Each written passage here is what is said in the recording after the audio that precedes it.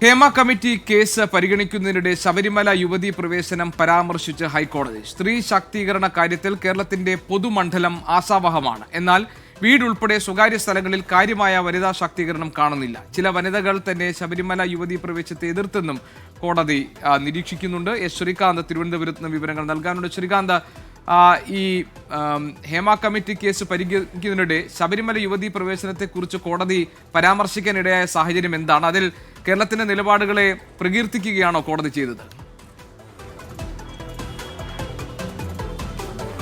Justice CS സുധയുടെയും അതോടൊപ്പം Jayasankaran നമ്പ്യാരുടെയും division ബെഞ്ചാണ് ഈ കേസ് പരിഗണിക്കുന്നത്. അതിനിടയിലാണ് ജസ്റ്റിസ് AK ജയശങ്കരൻ നമ്പ്യാർ ഇങ്ങനെയൊരു അഭിപ്രായ പ്രകടനം നടത്തിയത്. സ്ത്രീ ശാക്തീകരണത്തിൽ കേരളത്തിൻ്റെ പൊതുമണ്ഡലത്തിൽ ആശാവഹമായ പുരോഗതിയുണ്ട് എന്നിന്ന് ഹൈക്കോടതി പറയുകയുണ്ടായി. ശബരിമല സംഭവത്തിന് ശേഷം സ്ത്രീ ശാക്തീകരണത്തിൽ മാറ്റം വന്നു എന്നാണ് ഡിവിഷൻ ബെഞ്ചിൻ്റെ നിരീക്ഷണം. പക്ഷേ വീട്, മതം എന്നിവ പരിഗണിക്കുമ്പോൾ കാര്യമായ വനിതാ ശാക്തീകരണം ഇല്ല എന്നാണ് അദ്ദേഹം ചൂണ്ടിക്കാണിക്കുന്നതും.